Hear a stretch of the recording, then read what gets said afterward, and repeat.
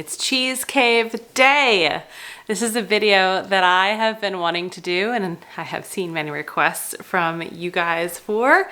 And this is a tour of our cheese cave. Now, I'm very excited to show this to you, but I need to set some expectations.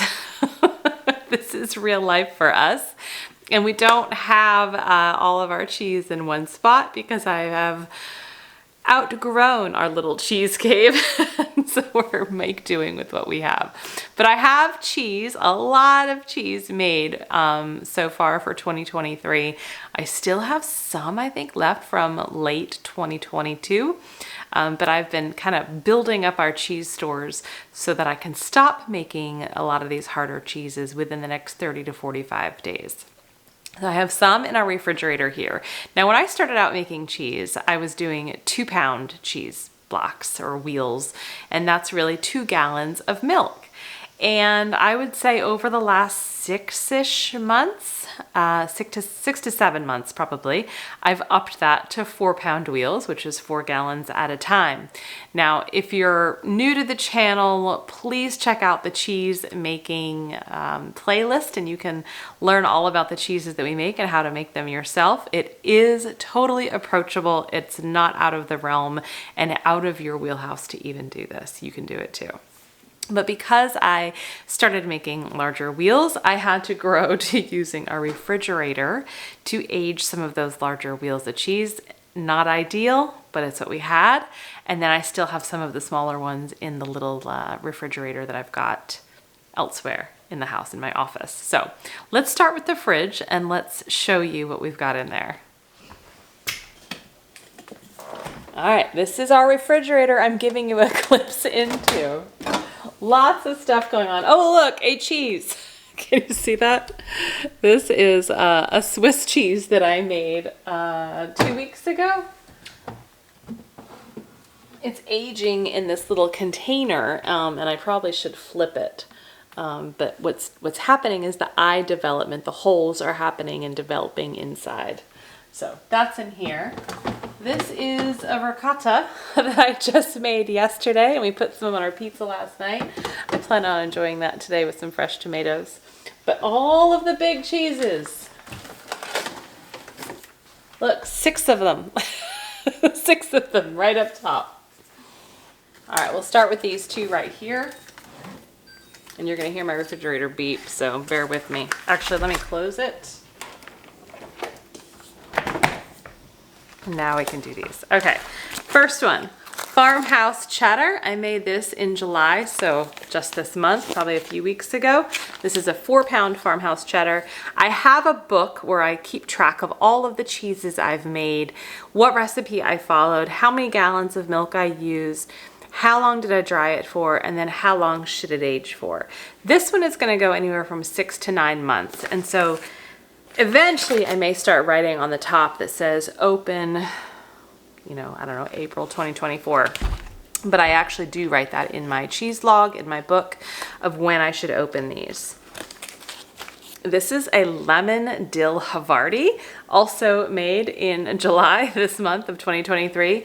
Like I said, I've been really trying to amp up our cheese production over the last 60 to 90 days to make sure that, again, we can go for a year without ever having to buy cheese in the grocery store. So this one is just a Havarti recipe from Ricky Carroll's home cheese making book. But I added some dried dill from our garden, and then I added some lemon zest to give it that lemon dill flavor. I've never made this flavor before. I've done dill Havarti, but not with lemon, and so I'm really excited to see how this goes. This is a younger cheese, and so this is gonna age from anywhere from 3 to 6 months.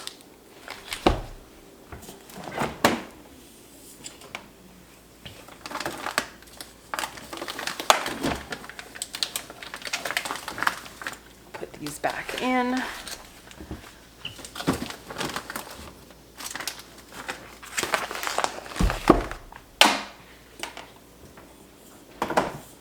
Okay, this is a Romano, a 4-pound Romano. This is my 2nd time making Romano. I made this in June last month. The first time I made Romano was last summer or last fall of 2022, and we opened it, and I think it's all gone. It was so good. I let it age, I think, for about 9 months. And so this one I'm hoping to go for 12 months. And we grated it like you would a Parmesan, and we kind of ate it just as slices when we wanted to as well. But the depth of flavor was amazing. So much that I loved it that I had to make a 4-pound version because that was a 2-pound before. So this is going to age for, I'm saying 9 to 12 months. I want it to go a little bit longer and see how that flavor changes. Next is a Tomme, Tomme. This is, what do they call this? I think this is more like the Nordic types cheeses. Oh, excuse me, I was wrong. Tomme is French. It's a French style cheese. It's one of the great Alpine cheeses. It's a beautiful wheel with a rustic rind created by wild molds, a true representation of the mountains that create it. Often made with a low butterfat cheese when the fat has been skimmed for butter or cream. I used full fat milk. But yeah, this is going to age, well, it says 6 to 8 weeks. Clearly it's ready to be opened since I made it in March. But I like to age my cheeses just a little bit longer and see how that flavor changes. So Tomme is in the cave.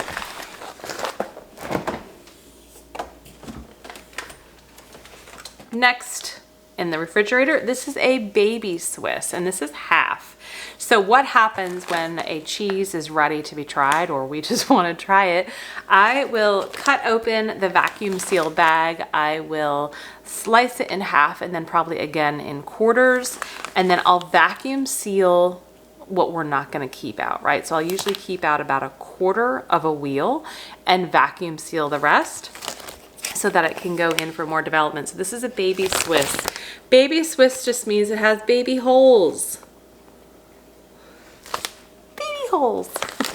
This is so good. And this is what prompted me to make that 4-pound Swiss that's in there. Now the one I showed you previous is not a baby Swiss, so those holes should be bigger, and that's the one that's in that little box trying to age and develop those holes. So this one was made on March 4th of 2023. As you can see, I have been eating through this. This is a baby Swiss doesn't have to have as much time to develop its flavor. And so we've got half of a wheel left. This one is made in July 3rd of 2023. Smoked paprika manchego. I have made this before in a 2-pound wheel, so the smoked paprika is what's giving it that gorgeous flavor, or gorgeous color rather, and gorgeous flavor. And when I made it last time, it was also just so delicious and beautiful, like on a cheese board, because when you cut into it, you've got this really pretty orange rind and then this gorgeous, very pale kind of yellow buttery center of the cheese. So pretty on cheese plates, especially for the holidays. This one is going to age for 6 to 9 months as well. Okay, so a lot of cheese in our refrigerator. We've got really the 5.5 up here, a 4-pound Swiss here, ricotta here. I think that's it. Let's go to the little cheese cave. Okay, now I am showing you a deep dark corner of my office. All kinds of stuff around, but this little refrigerator right here, this was my first cheese cave. I bought this, I think, on Amazon for like 50 bucks a few years ago. It's just a little dorm fridge. You could probably find something similar on Marketplace, and it's worked wonderfully. I've just outgrown what I need as far as holding the amount of cheeses and the size of cheeses, but there's still some beauties in here. So here is half of a wheel. Oh my goodness. This is a Romano. Remember I told you I made the Romano? I got half of the Romano left. This was made in May of 2022. So this is gonna be eaten very soon. I didn't realize that was here. All right, this is a Gouda that I made in February of this year. This is I love the Gouda because it comes with this beautifully round mold that I make it with. It doesn't come with it, obviously. I bought the mold, but it creates this just gorgeous round cheese. And here's the recipe. I was just looking. This is going to age anywhere from 3 to 9 months. I've got another half in here. I think this is a cheddar. I didn't label it, but I believe this is a cheddar. That'll get eaten very soon too.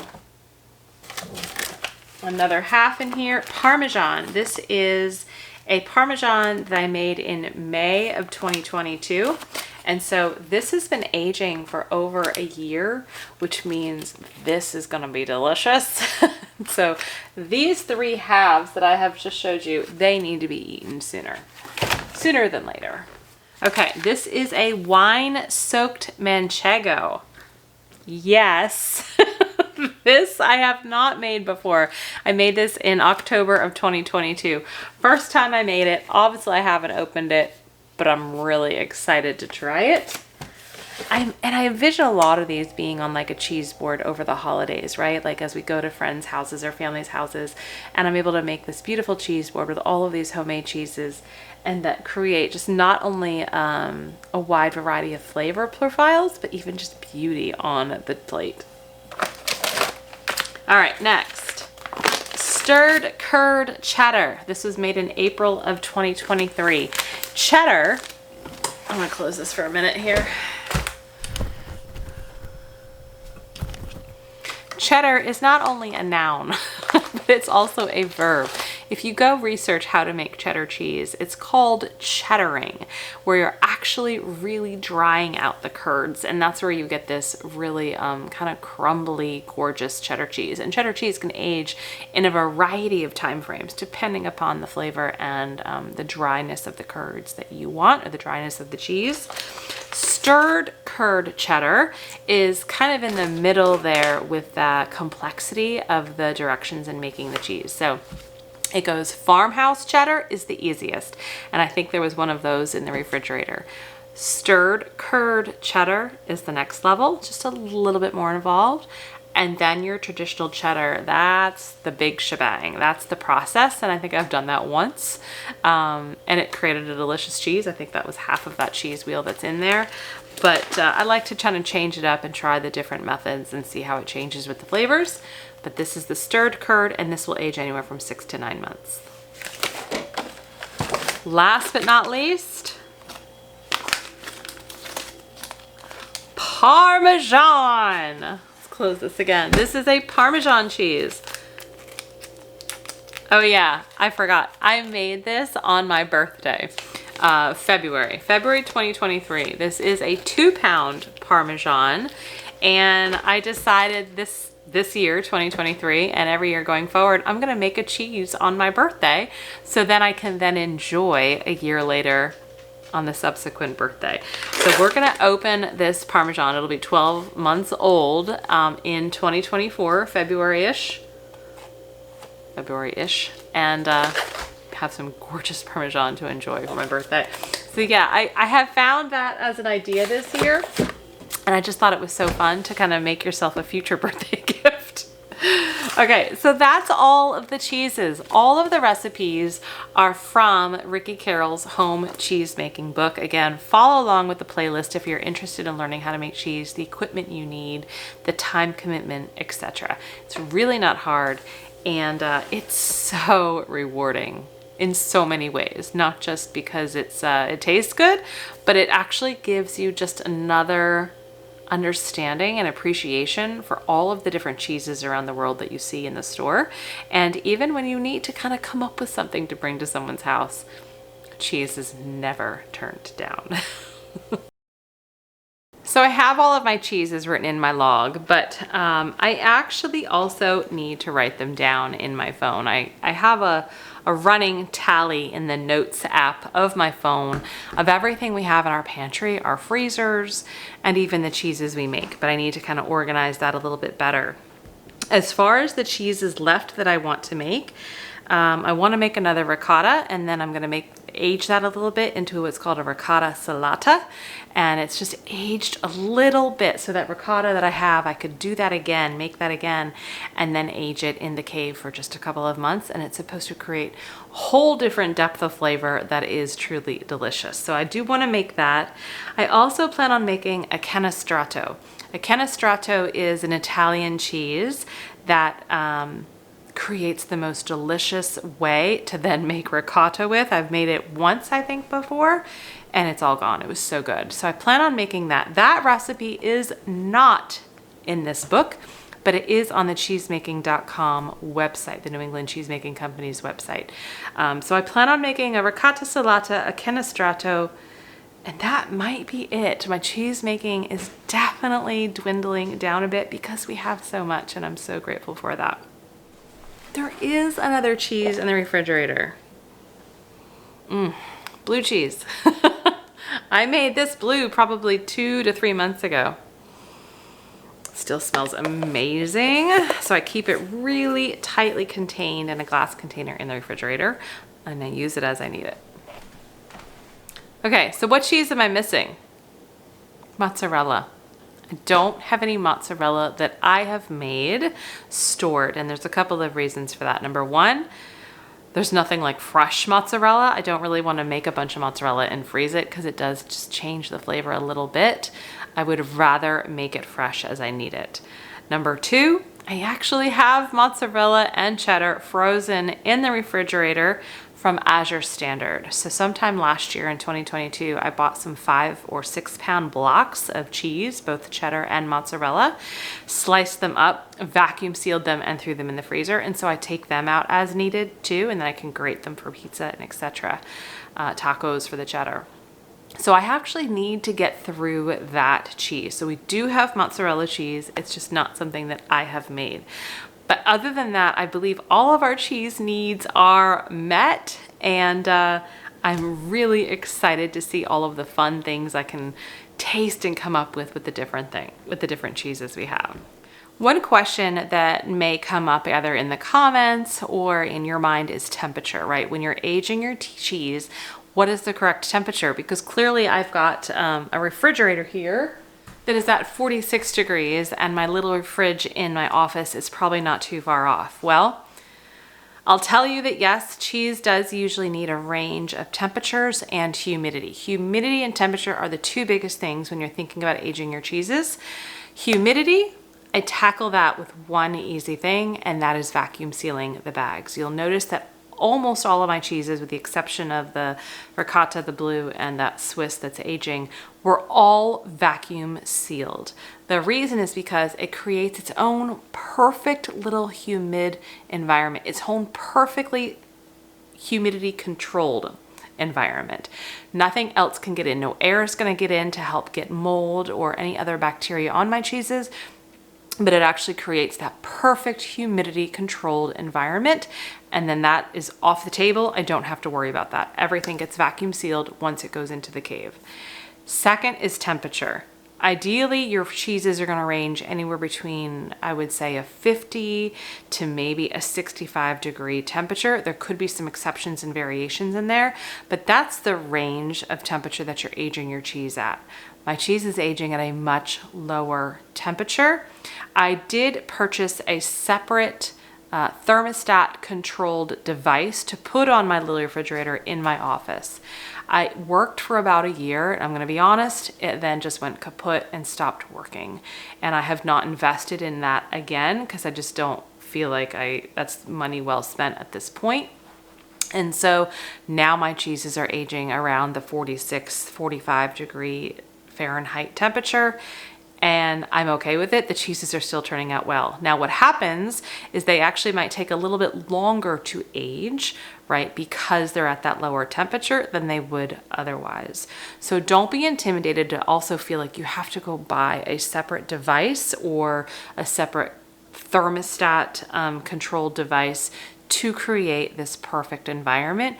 Use what you have. Your refrigerator will work. It just might take a little bit longer, but that's okay. It's always worth the wait. Thanks for watching. and taking the Cheese Cave tour with me. If you have any questions, feel free to drop them down below. I'll do my best to answer every one. Stay happy, stay healthy. Bye-bye.